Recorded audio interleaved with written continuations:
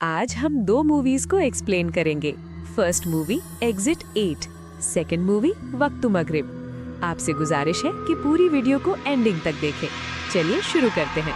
तो चलिए आज बात करते हैं एक कमाल की जापानी साइकोलॉजिकल हॉरर फिल्म एग्जिट 8 की।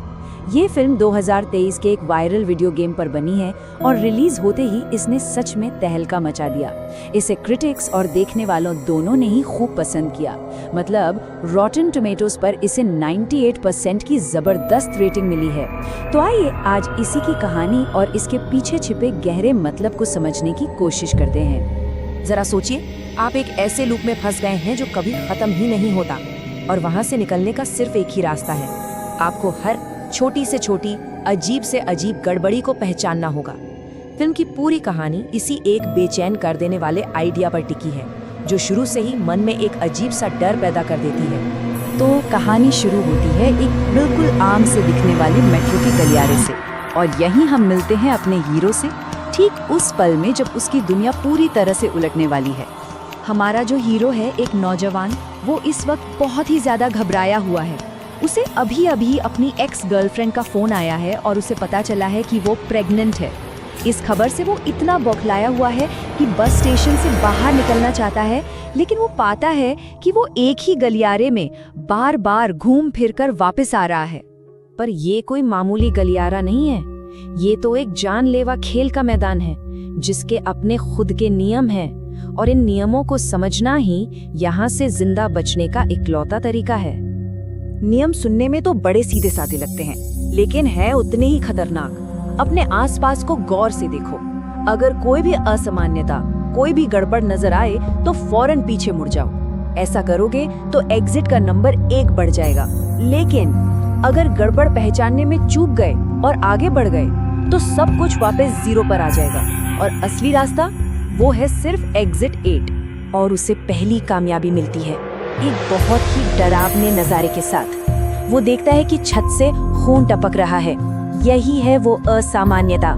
वो फौरन नियमों की याद करता है, पीछे मुड़ता है और देखता है कि साइन बोर्ड अब एग्जिट 1 में बदल गया है।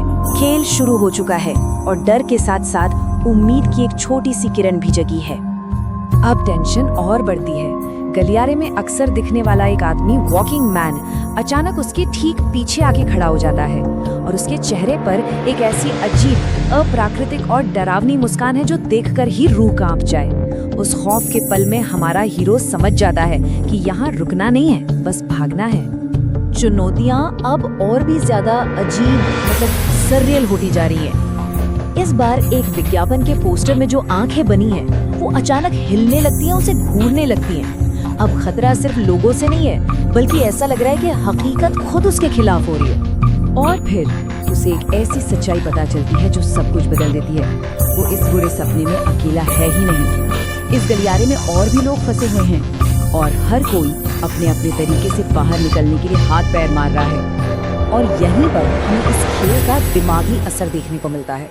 जो वॉकिंग मैन है, वो पूरी तरह से नाउम्मीद होकर एक बच्चे को धक्का देने की भयानक गलती कर बैठता है, और ऐसा लगता है कि वो हमेशा के लिए इसी लूप में खो गया है। वहीं दूसरी तरफ हमारा हीरो अपनी गलतियों से सीखता है और हार नहीं मानता। और तभी सीन में एंट्री होती है एक नए, बड़े ही अहम किरदार की। एक छोटा सा लड़का, जिसे हम कॉरिडोर बॉय कह सकते हैं। वो बहुत शांत है, बहुत ज्यादा चौकन्ना है, और वो भी इसी लूप में फंसा हुआ है। वो यहाँ क्यों है, ये एक राज है, लेकिन जल्द ही पता चलेगा कि उसकी भूमिका बहुत जरूरी होने वाली है। और यहीं से ना फिल्म का पूरा फोकस ही बदल जाता है। कहानी अब सिर्फ एक बाहरी पहेली को सुलझाने की नहीं रह जाती। अब असली छुटकारा एक अंदरूनी, एक भावनात्मक सफर तय करने में छिपा है। उससे अचानक एक पुरानी बात याद आती है। उसकी गर्लफ्रेंड ने कहा था, आज तुम उसे बचाओगे, कल वो तुम्हें बचाएगा। ये फिल्म का टर्निंग पॉइंट है। उसे एहसास होता है कि असली लड़ाई इस गलियारे से तो है ही नहीं, असली लड़ाई तो पिता बनने के उसके अपने गहरे डर से है। और क्लाइमैक्स आता है जब पूरा गलियारा पानी से भरने लगता है। उस पल में हमारा हीरो बिना अपनी परवाह किए उस कॉरिडोर बॉय को बचाता है, भले ही इसका मतलब हो कि वो खुद डूब जाएगा। ये सिर्फ एक जान बचाना नहीं था, ये इस बात का सबूत था कि उसने आखिरकार अपनी जिम्मेदारी को, एक पिता होने की भूमिका को स्वीकार कर लिया है। और बस यही थी वो आखिरी चाबी। कोई चालाकी नहीं बल्कि निस्वार्थ होना ही असली रास्ता था। जब वो लड़का जिसे उसने बचाया था सुरक्षित आगे बढ़ जाता है तो हमारा हीरो देखता है कि साइन बोर्ड पर लिखा है एग्जिट 7। उसके बलिदान ने ही रास्ता बनाया था। वे दोनों अब आजादी से बस एक कदम दूर हैं। तो ये दिल दहला देने वाला सफर खत्म होने के बाद सवाल तो वही का वही है कि आखिर इस सब का मतलब क्या था। चलिए इस अंतहीन बुरे सपने के पीछे छिपी कुछ थ्योरीज को समझते हैं। इसे समझने के लिए ना 3 मेन थ्योरीज सामने आती हैं। पहली है मनोवैज्ञानिक, मतलब ये पूरा गलियारा उसके दिमाग की ही उपज है, पिता बनने के डर से निपटने के लिए बनाया गया एक टेस्ट। दूसरी है अलौकिक, कि ये एक असली रहस्यमयी टाइम लूप है जो किसी को भी फंसा सकता है। और तीसरी है प्रतीकात्मक, कि ये मैच्योरिटी की तरफ एक सफर है जहाँ हर असामान्यता उसके किसी न किसी अंदरूनी डर को दिखाती है। और आखिर में हम एक बिल्कुल बदले हुए इंसान को देखते हैं। वो अपनी जिम्मेदारी को स्वीकार करता है, अपनी गर्लफ्रेंड को फोन करके कहता है मैंने फैसला कर लिया है, मैं आ रहा हूँ। इसका सबसे बड़ा सबूत हमें मेट्रो में मिलता है, जब वो एक रोते हुए बच्चे की माँ की मदद के लिए आगे आता है। एक ऐसा काम जो शायद फिल्म की शुरुआत वाला वो इंसान कभी नहीं कर पाता। तो आखिर में ये एग्जिट 8 था क्या? कोई सुपरनैचुरल जाल था, एक साइकोलॉजिकल टेस्ट था, या फिर जिम्मेदारी का एक सबक? फिल्म हमें कोई सीधा साधा जवाब नहीं देती, बल्कि हमें इसके गहरे संदेश और इसकी बेचैन कर देने वाली कहानी पर सोचने के लिए छोड़ देती है। सेकंड मूवी जाने से पहले अगर आपको ये वीडियो अच्छी लग रही है तो हमारे चैनल को सब्सक्राइब जरूर करें। यहाँ से शुरुआत होती है हमारी सेकंड मूवी। बात कर रहे हैं फिल्म वक्त मगरिब की, और ये समझने की कोशिश कर रहे हैं कि कैसे ये फिल्म शाम की नमाज की एक पाक आवाज यानी अजान का इस्तेमाल करके ऐसा माहौल बनाती है कि रोंगटे खड़े हो जाएं। तो देखिए, आज हम इस डरावनी दुनिया के सफर पे निकलेंगे। पहले हम समझेंगे कि यहाँ के नियम क्या हैं, फिर देखेंगे कि इन नियमों को तोड़ने का अंजाम कितना भयानक होता है, और फिर जानेंगे कि कैसे आने वाले खतरे की गूंज सुनाई देती है। और आखिर में हम देखेंगे कि कैसे यही प्रार्थना एक शक्ति बन जाती है, और इस पूरे डर का ढांचा कैसे तैयार किया गया है। ये सवाल ही अपने आप में बड़ा अजीब है ना, कि एक ऐसी आवाज जो इबादत के लिए है, सुकून के लिए है, वो खौफ की निशानी कैसे बन सकती है। फिल्म वक्त मगरिब इसी सवाल की तह तक जाती है और एक बहुत जानी पहचानी आवाज को डर का एक नया मतलब देती है। तो चलिए पहले हिस्से से शुरू करते हैं। देखते हैं कि फिल्म अपनी इस खौफनाक दुनिया के बुनियादी नियम कैसे बनाती है। देखिए, फिल्म की पूरी बुनियाद टिकी है दिन के इस खास वक्त पर, वक्त मगरिब। ये सिर्फ शाम का वक्त नहीं है। फिल्म के हिसाब से ये वो लम्हा है जब हमारी दुनिया और दूसरी दुनिया के बीच की सरहद सबसे ज्यादा धुंधली हो जाती है। और कमाल की बात ये है कि फिल्म आपको सोचने का मौका ही नहीं देती। कोई सस्पेंस नहीं, टीचर की जुबानी सीधे सीधे ये खतरनाक चेतावनी दे दी जाती है। ये कोई कहानी नहीं है, ये एक सीधा साधा नियम है और इसे तोड़ने की सजा मौत हो सकती है। तो नियम तो बता दिए गए, लेकिन असली हॉरर तब शुरू होता है जब इन नियमों को, इस चेतावनी को जानबूझकर नजरअंदाज कर दिया जाता है।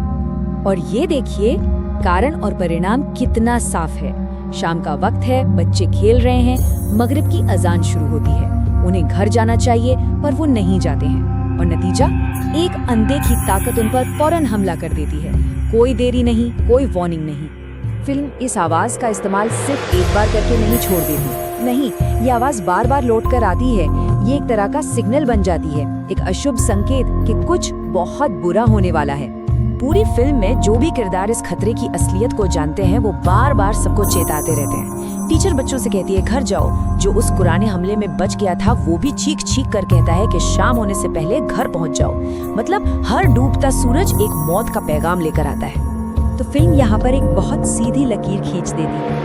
एक तरफ है सुरक्षित व्यवहार, मतलब घर जाना, मस्जिद में नमाज पढ़ना, अजान सुनना, और दूसरी तरफ है खतरनाक व्यवहार, बाहर रहना, जंगलों में खेलना और अजान को अनसुना करना। चुनाव आपका है और अंजाम। तो ये साफ है, अजान की आवाज कोई इत्तेफाक नहीं है। ये फिल्म की विलन ब्लैक मदर के लिए एक घंटी की तरह है। जैसे ही ये आवाज आती है वो अपने शिकार पर निकल पड़ती है। लेकिन कहानी का सबसे जबरदस्त मोड़ अब आता है क्लाइमैक्स में, फिल्म ने जिस आवाज को अब तक खतरे का निशान बनाया था, अब देखिए वो उसी को कैसे पलट देती है। सिचुएशन एकदम खराब हो चुकी है, लगता है कि अब कोई उम्मीद नहीं बची। ब्लैक मदर अपनी पूरी ताकत से अपने आखिरी शिकार आदि को मारने ही वाली है। और यहीं पर होता है सबसे बड़ा ट्विस्ट। जैसे ही ब्लैक मदर हमला करती है, सुबह की नमाज के लिए अजान की आवाज गूंजने लगती है और ये पाक आवाज सुनते ही ब्लैक मदर की ताकत कमजोर पड़ने लगती है। उसका कब्जा टूट जाता है और आदि की जान बच जाती है। सोचिए, जिस आवाज से खतरा शुरू होता था, अब वही आवाज जिंदगी बचाने का जरिया बन गई। तो आखिर में ये सब हमें क्या बताता है? ये डर पैदा कैसे होता है? इसकी बनावट क्या है? ये फिल्म का सबसे जीनियस मूव है। एक पाक आवाज जो आमतौर पर हिफाजत और सुकून का एहसास देती है, उसे सीधे सीधे जानलेवा खतरे से जोड़ देना। यही वजह है कि ये डर इतना गहरा और असरदार महसूस होता है। और ये लाइन तो सब कुछ साफ कर देती है। अजान की आवाज ही वो टाइमर है जो खतरे को शुरू करता है, और अजान की आवाज ही वो हथियार है जो खतरे को खत्म करता है। इसी एक आवाज से कहानी का पूरा सर्कल पूरा हो जाता है। ये बात हमें सोचने पर मजबूर करती है ना, कि हमारी रोजमर्रा की जिंदगी में ऐसी और कितनी आवाजें हैं, मंदिर की घंटियां या लोरी की धुन, जिन्हें हम सुरक्षा से जोड़ते हैं, लेकिन कहानी कहने वाले उन्हें कब खौफ की निशानी बना दे, कुछ कहा नहीं जा सकता।